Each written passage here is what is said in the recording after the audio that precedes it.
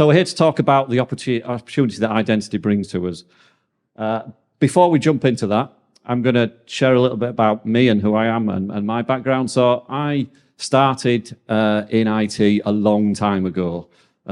Colin, the speaker right at the beginning, I probably started at a similar time to him.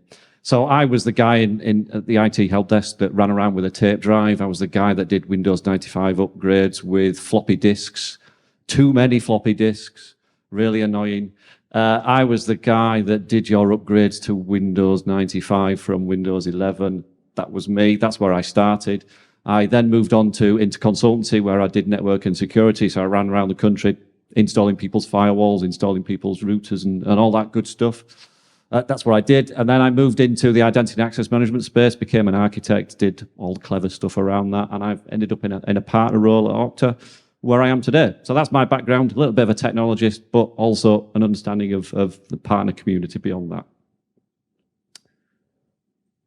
And I wanted to start with a story, because I think it's a good way of understanding where we're at and where we've come from. So, as I said, I used to work for a chemicals company on the outskirts of Leeds in my first role in the IT industry.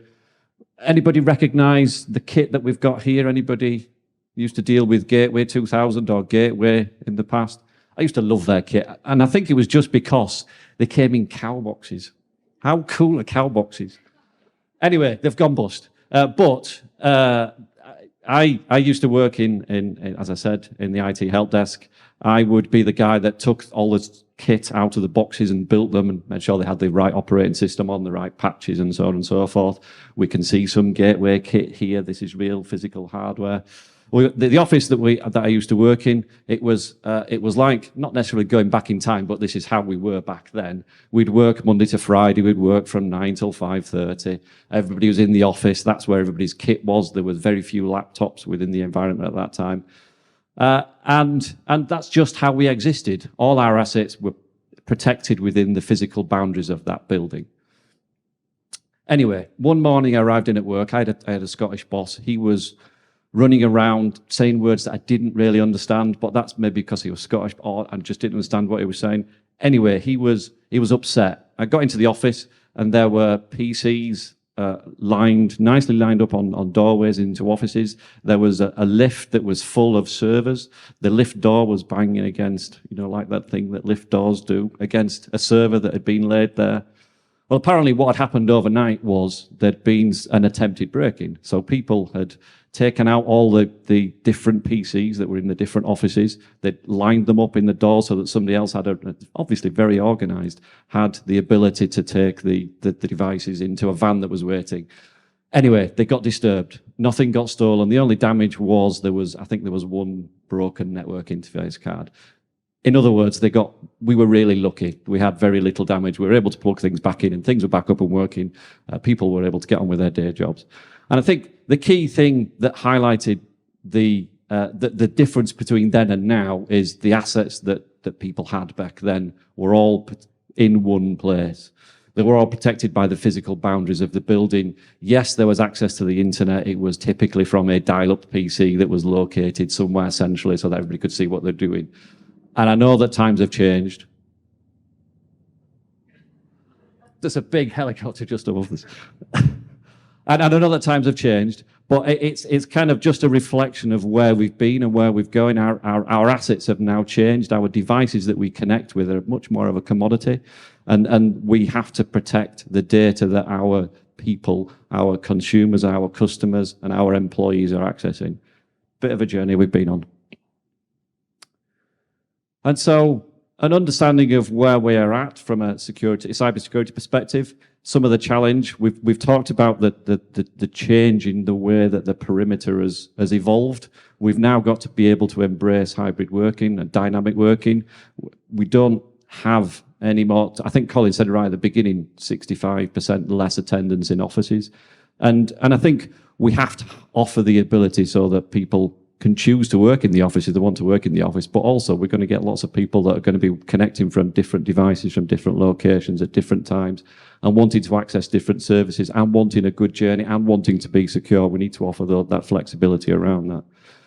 We also are well aware within the space that there's a lack of security professionals. So we've got to do more, not necessarily in combination with less money, but also less people to be able to do all those jobs. And so that's what any tools or any advice or any services that we can build around that are obviously going to be impactful for the customers as well. We're also seeing the sophistication of bad actors. So the people that are doing the bad things are becoming more clever. They've got better tools. They're going to target individuals. They're going to target organizations. So their sophistication is much more improved than back in the day, so to speak. We're also seeing, as we see technology evolving across all different sectors, the compliance and regulation requirements for each of those different sectors is continuing to evolve. And that's something that continues to be a challenge, particularly when we talk about limited security professionals. So again, that's something that we as industry experts have to be aware of and make sure that we apply that when we're having conversations with our customers. I'm not going to touch on all of these, I'll just touch on a few. And so, what's the opportunity? Corporate slide, Simone. So, the opportunity, it doesn't really matter what the numbers are here. The opportunity is huge. It's a big number. So, whether we're talking about workforce identities, whether we're talking about consumer identities, whether we're talking about PAM and IGA, we're talking about it being a huge opportunity. And I think that's the key thing that we're talking about here, is just the size of the opportunity. There's been a number of conversations and panel discussions we've had today where identity has been singled out as the single thing that we should be working towards. Everything should be built around individuals' identities, whether that be workforce, whether that be consumer, whether that be partners, business to business, so on and so forth. It's a huge market, and we've only just touched on the periphery of that. There's so much more to do. And so, if we think about an identity platform, if we think about building a scalable, resilient platform that has the ability to offer integrations across the board, we can start to think about offering services to whether that be workforce users, whether that be consumers, because we've created this platform. We've got an understanding of devices. We can start to add additional services over and above the platform basics because we've got the single view of identities and we've got the control of the platform as well. And so with that, people can then start to see beyond single sign-on. People can start to see beyond just multi-factor authentication. Those are all great things, but without the platform, you can't have any of those things.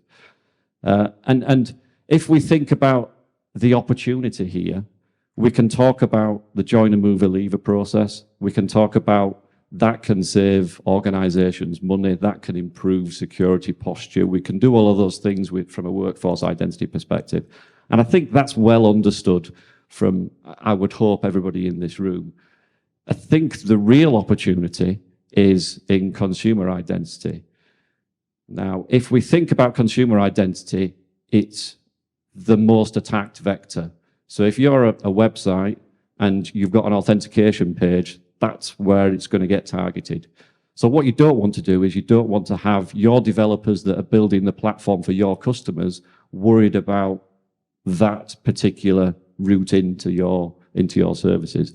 And so for straight away, you can start to add your services beyond the authorization and authentication piece. And so I try to think of examples where you have to think differently. So who has a Starbucks loyalty card or app on their device? Oh, yes. Do you have money in your Starbucks? Yeah.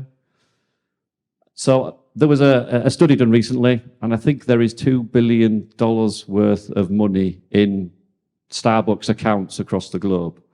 And so that's interest-free to Starbucks. That's money that they've sat somewhere where we're waiting for you to spend it. Whether you spend it or not is up to you. But also, if you think about, and so that's one area that is going to attract customers. If you can create that kind of, it's not revenue, but you know what I mean, that kind of money, it's also an understanding of the individual. If you know who that individual is, and every time they use their card, they might get a free coffee every 5 times they buy a coffee, you can then start to target, it's not the right word, but you have a better understanding of that individual, and then you can apply appropriate actions depending on what you want to do for that individual, because you've got a better understanding of the individual.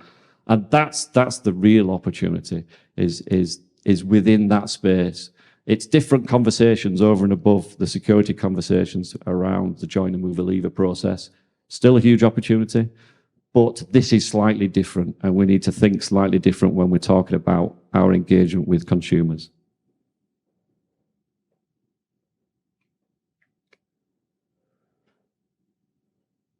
Touched on technology. I want to talk a little bit about the partnerships, certainly from an Okta perspective. We have, so 49% of our overall business has been with partners throughout time. 15 of our top 20 customers have all been partner-led opportunities. But there was another number that I think was in the press this week. So we've seen 10% growth with our partners. And I think that's an area that we can do better with. 10%, if you look at the growth of Okta as an organization, isn't aligned with that. And I think that's a real area of opportunity that we should be leveraging with partners. And hopefully the news with regards to Bill and Bill joining the company will help with the understanding of how we can achieve that. So Bill Husted joined us in July this year. He is the new global head of alliances. He joins us from Splunk. And so he's spent the first few months trying to understand the partner ecosystem, understanding what the challenges are, understanding where we need to be, aligning that with the company goals and strategy. And so what he is looking to achieve is more from the channel. And so I think that resonates well with this room, because hopefully we're all in it for that. And so what Bill has talked about and what he's proposed and launching in early 2023 is a revised partner program. So within the revised partner program, we're talking about the better enablement, we're talking about better processes, we're talking about the ability to generate repeatable revenue. And within the program, I'm going to need to check my notes, it was only released on Tuesday this week. So he's talking about having a point system for ascending tiers. So obviously incentivizing partners to work and partner more with Okta. He's talking about rebates for partners to incentivize and grow their own businesses when we see success. He's talking about better enablement. He's talking about business and MDF funds. And he's also talking about creating advisory boards to get better feedback from partners. So building that connection with vendor and building that connection with the field via those partnerships. Let me go back one. And so with that, I think there's a huge opportunity. This is something that's going to be released early next year. And it's something that I don't have the details on. It was only released to the press on Tuesday, but that is coming. As and when we have more details, we'll be able to share. But I'd just like to talk about the key takeaways from today. So there's an understanding that the landscape continues to evolve. There's an understanding that identity is a huge opportunity. There are lots of conversations that we can have with lots of different people around lots of different topics where identity will be central to that. And I think that's a huge opportunity. And just want to reiterate, partners are key to the continued growth of Okta. And we really need to continue to work with our partners, rectify any mistakes that have historically happened, and continue to build upon that. Thank you for your time.